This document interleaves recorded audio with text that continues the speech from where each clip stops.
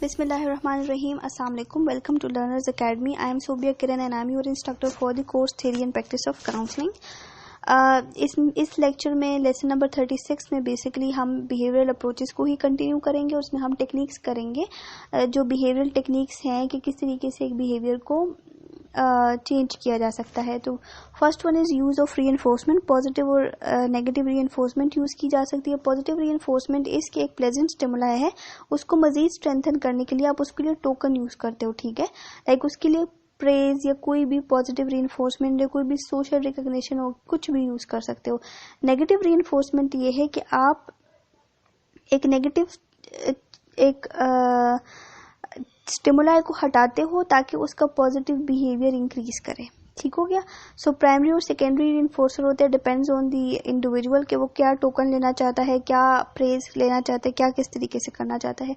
Schedules for reinforcement ratio देखनी पड़ती है कि रीइंफोर्समेंट रेगुलर हो या इरेगुलर लेवल पे हो, और कितने टाइम बाद होनी चाहिए और किस पर्टिकुलर नंबर ऑफ रिस्पॉन्सेज के बाद देनी चाहिए रीइंफोर्समेंट, ये डिपेंड्स करता है। बिकॉज अगर आप हर छोटी बड़ी बात पे एक बच्चे की तारीफ करोगे तो हो सकता है कि उसका वो बिहेवियर इम्प्रूव ना हो। सो कब कितनी तारीफ करनी है, कब क्या उसको रिवॉर्ड देना है, कब कितना उसको प्रेज या रीइंफोर्स करना है, इट डिपेंड्स, ठीक है।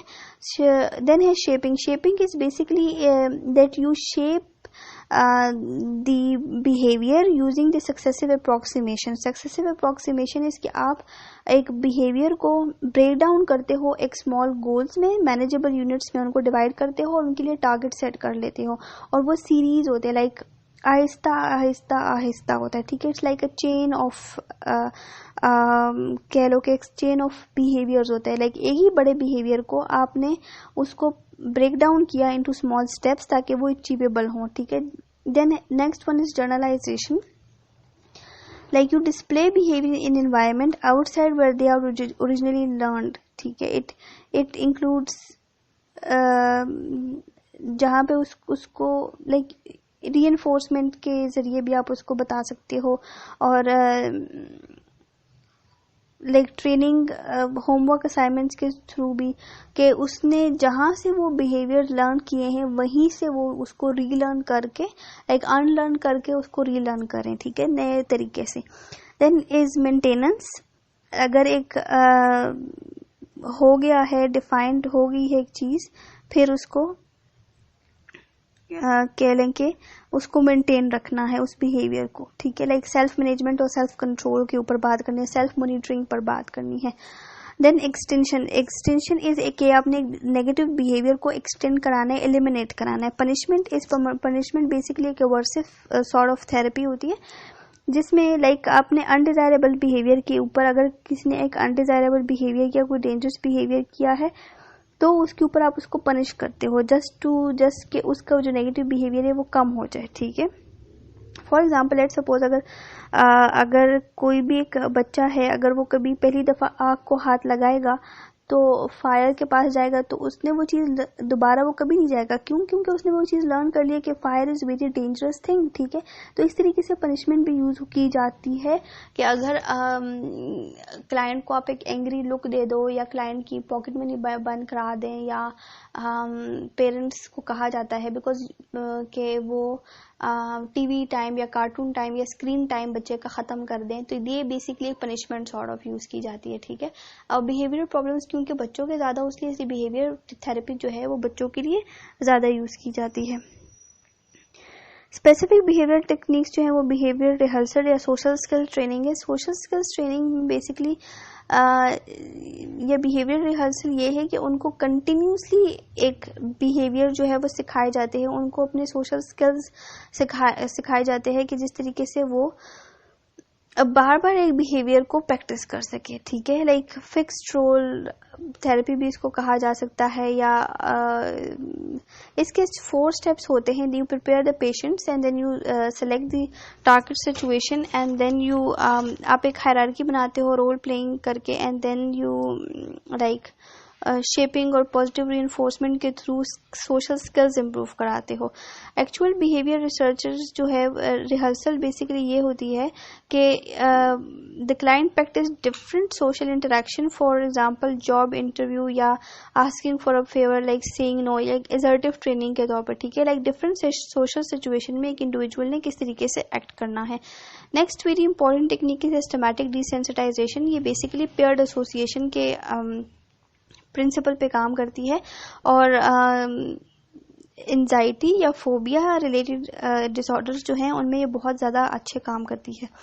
करना ये होता है कि सिस्टमैटिकली आपने क्लाइंट को एक्सपोज कराना होता है टूवर्ड्स द फेयरफुल थिंग या towards any thing that is very very sort of anxiety provoking for the client, ठीक है। और आपने उसकी जो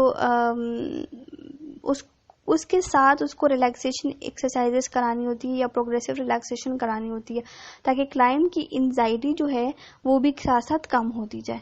प्रोग्रेसिव रिलैक्सेशन बेसिकली ये पेयर की जाती है कि अगर क्लाइंट बहुत ज़्यादा एंशियस हो रहा है तो उसको हम रिलैक्सेशन एक्सरसाइजेस प्रैक्टिस करवाते हैं। अच्छा जी, इसके अलावा फ्लडिंग की टेक्निक यूज़ की जाती है। फ्लडिंग इज कि आप डायरेक्ट एक्सपोजर कराते हो, ठीक है। लाइक यू इन कोई भी एंजाइटी प्रोवोकिंग सिचुएशन है तो क्लाइंट को ऑटोमेटिकली आप उस सिचुएशन में फुली एक्सपोज कर लेते हो। अच्छा जी, इससे कभी कभार ये होता है कि उसका फेयर कभी बिल्कुल ख़त्म हो जाएगा, लेकिन कभी कभार ये भी हो सकता है कि उसका फेयर मज़ीद स्ट्रेंथन हो जाए, तो बहुत ध्यान से यूज़ करनी होती है, ठीक है। इसके अलावा असर्टिवनेस ट्रेनिंग भी बिहेवियर थेरेपी का एक बहुत इम्पॉर्टेंट टेक्निक है, जिसमें आप like a person shall be free to express feelings, और जिसमें क्लाइंट को अलाउ करते हो कि उसको कुछ असर्टिवनेस टेक्निक सिखाते हो कि वो अपनी लाइफ का कंट्रोल हासिल कर सके, ठीक है। अवर्सिव थेरेपी इज के like it is basically the reverse of systematic desensitisation. वहाँ पे हम क्लाइंट को रिलैक्स करा देते हैं, यहाँ पर क्लाइंट थोड़ा सा अनकंफर्टेबल होता है।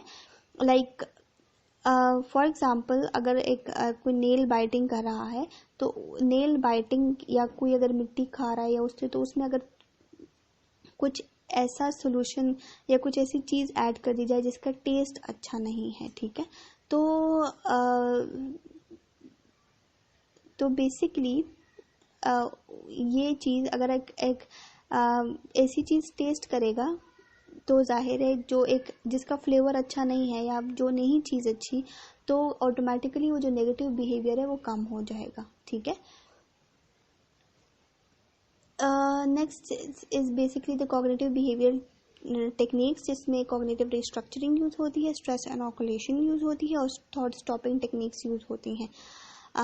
This is basically the end of lecture. Thank you.